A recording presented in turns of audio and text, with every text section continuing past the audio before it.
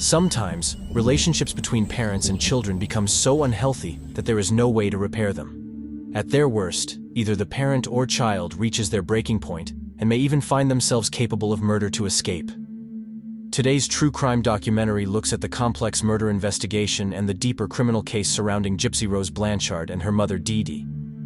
At face value, this is a cold-blooded murder committed by a scheming young woman and her accomplice. The daughter couldn't stand her life any longer and resorted to drastic measures to get away. On closer inspection, there is something much darker going on behind the scenes that turns this true crime story on its head and reveals the real victim. It all comes down to what she was trying to escape from. The extreme nature of the heartbreaking relationship between Gypsy and her mother means there are some harsh realities to deal with and shocking reports of abuse. By the end, you will start questioning who you feel more sorry for, and if Gypsy's motives were understandable. Let us know your views in the comment section below. Was the horrific history between Gypsy and her mother enough to justify the early release and explain her actions? Or should Gypsy have served longer for this brutal murder despite her regret? Murder investigations involving family members are always hard to comprehend when you grow up in a loving home with close relationships. We've covered a lot of cases over the past few months where parents snap and take the lives of their young children. Today we're looking at something different, where a teenager decided they had had enough and killed their mother. The culprit, Gypsy Rose Blanchard, is now out of jail and looking to rebuild her life. So, in today's video, we're going to look back at what happened and what she can expect moving forward.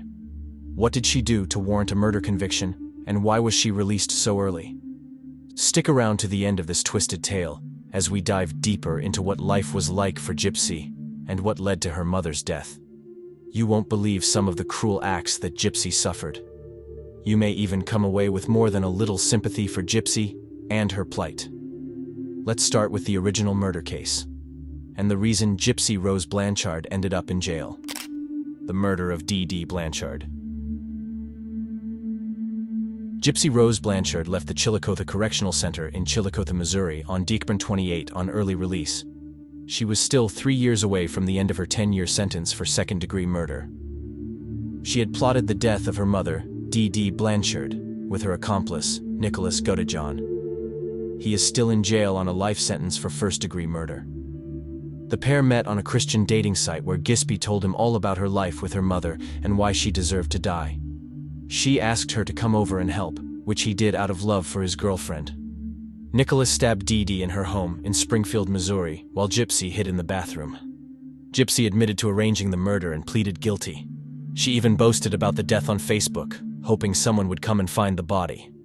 Okay, I'll admit it. I did actually stab her mom. I will admit it. So when you're stabbing Dee, where is she at? She's on her stomach. Did she scream or holler or? Yeah, she did. What was she saying? First she said help, And then what did she say? and then she called up for Gypsy, but Gypsy didn't do anything. I heard her scream once, and there was more screaming, but not like the kind in a horror film, just like a startled scream. And she called out to my name about 3 or 4 times, and at that point, I wanted to go help her so bad, but I was so afraid to get up. It's like my body wouldn't move, and then everything just went quiet. So far, we have a pretty shocking murder case where it looks as though a young teenager snapped and sought revenge against her mother. The fact that she could plan and help commit such a crime sounds horrific. However, there is a lot more to the Gypsy Rose Blanchard case, and a much darker side to uncover. Keep watching to see the true motive that Gypsy to murder, and the uncomfortable details of her life before her mother's death. Also, if you enjoy this video and want to see more of our fascinating true crime series, don't forget to subscribe to the channel.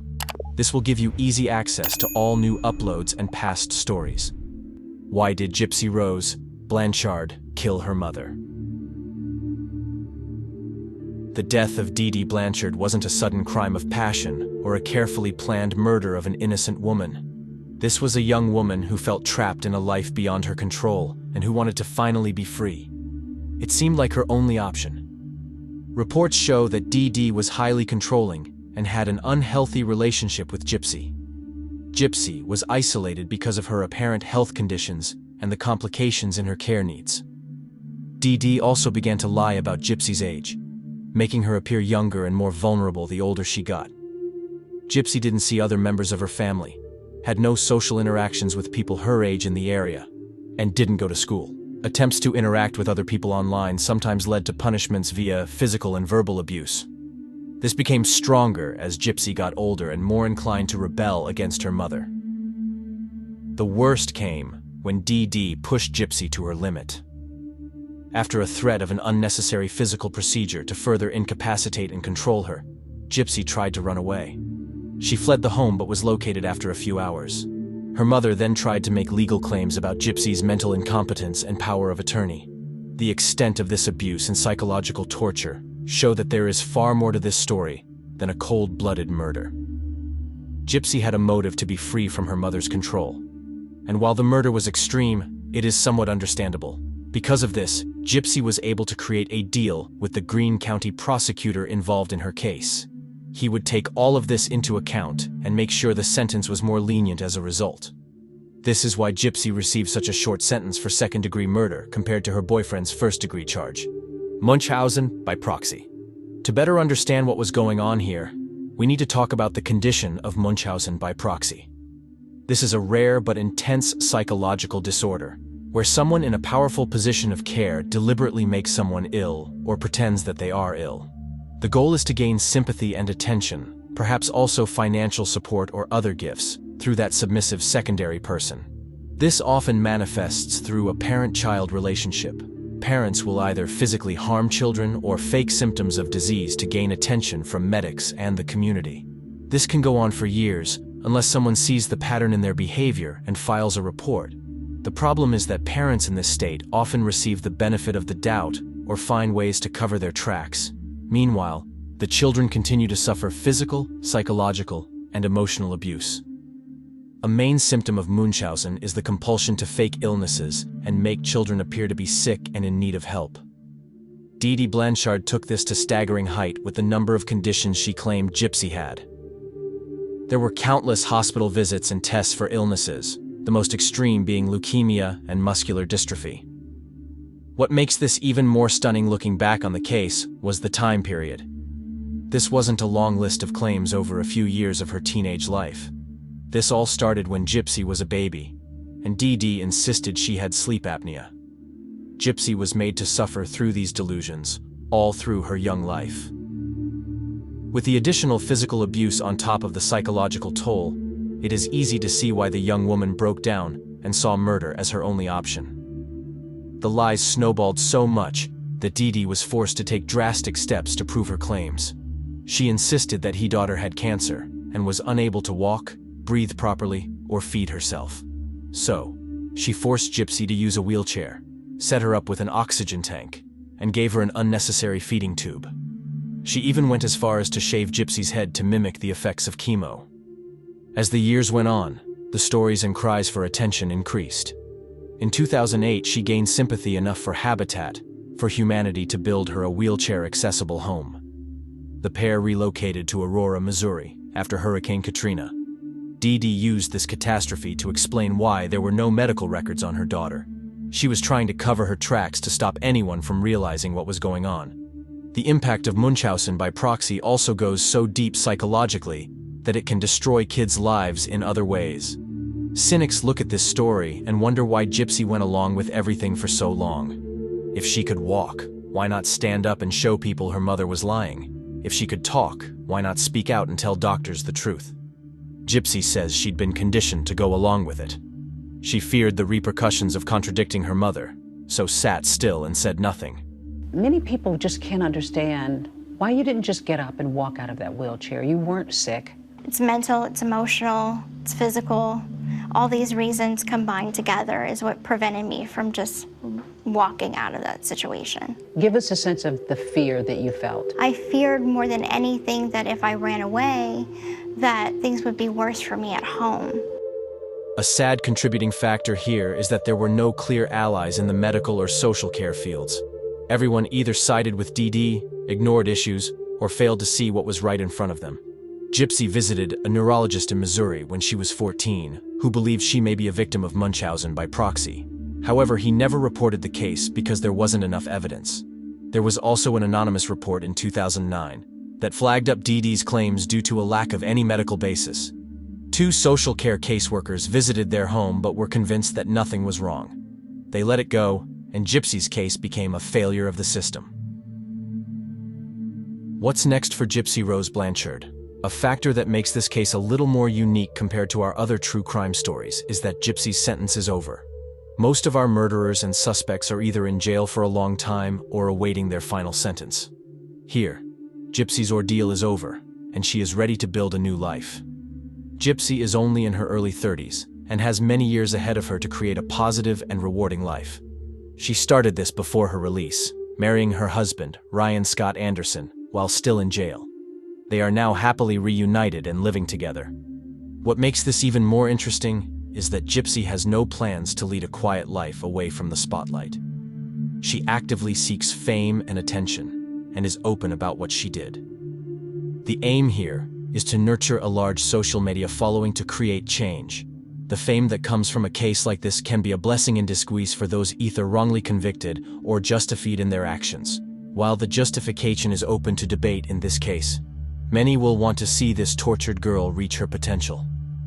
The main reason for this desired fame is to spread awareness about Munchausen by proxy and what it did to her.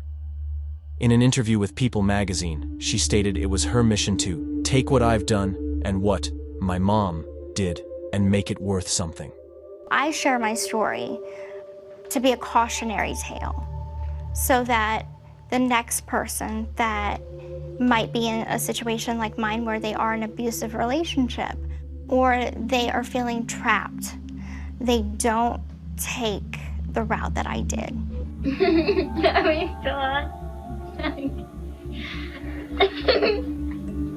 My mother told me and told the doctors that I had everything from leukemia to muscular dystrophy. Paralysis from the neck down was one of actually in the medical records. And the doctors see me moving my arms, so how could I be paralyzed from the neck down? She wants to increase awareness of the condition so that others don't have to suffer in the same way she did. Nor should other parents have to deal with this mental health condition without a medical professional seeing the signs and offering support. Will Gypsy Rose Blanchard get the positivity and respect she wants? A big question here is whether or not Gypsy will get the warm reception she wants. Signs are positive based purely on her follower count. She set herself up as a future social media star, with 4.8 million followers as of December 31st. Some of these are probably there for the right reasons and are keen to support Gypsy's cause. After all, it is easy to wish her well after all she's been through. Still, many of these will be also fans of true crime with a fascination with her and a desire to build a rapport with a convicted murderer. The appeal and interest may fade after a while. Either way, if one viral video exposes the impact of Munchausen by proxy and helps save a life, it's worth it. It is also important to note that Gypsy is remorseful and wishes she had done things differently. At the time, murder seemed like the only way all. She admits that her mother didn't deserve such a brutal end, even after everything she did, and it would have been better to see her imprisoned instead. This level of rationality and forgiveness is something that only comes from years of reflection and greater emotional maturity. During her prison sentence and recovery, she's grown to understand the mental illness behind the acts and knows she wasn't educated enough to see it at the time. Her accomplice's response is the opposite. He has openly remarked that he would do it all again if it meant saving Gypsy. There was a deep devotion there that apparently hasn't faded. Perhaps he is more intent on justifying his actions than seeing the bigger picture. Learning lessons from the Gypsy Rose Blanchard case. This is an unusual and complex true crime murder case to dissect. It is rare to have a situation where we feel such negative emotions about the woman brutally stabbed in her home, and such compassion for the one who ordered the killing. Gypsy Rose Blanchard committed the act and takes responsibility. There is no attempt to hide behind her trauma and use it as an excuse. Instead, she appears to be refreshingly upfront about what happened, why it happened, and how to move forward from the heartbreaking experience. Ultimately, she is the victim of abuse and wants something good to come out of this ordeal. that seems possible. If her story and increasing social media presence can raise awareness of Munchausen by proxy, maybe she will end up indirectly saving lives. It certainly has us talking about the condition and seeing its impact in a new light. Hopefully, this video, and others like it, will help strengthen that message further. Let us know what you think of this story in the comments section below. Are you one of the growing number of people supporting Gypsy in her new chapter and appreciating why she turned to such a desperate act? We're not saying that we endorse the murder in any way, but do you empathize with Gypsy more after learning about the condition? Or are you on the other side of this and a lot more cynical? Do you believe that Gypsy could have broken free much sooner and had no excuse for murdering her mother? Do you maybe even feel that her sentence at the trial was too short? Thanks for watching and continuing to support this channel. Don't forget to like and share with others to help spread the word about the more complex issues discussed. We hope you enjoyed this one and look forward to sharing another true crime documentary with you soon.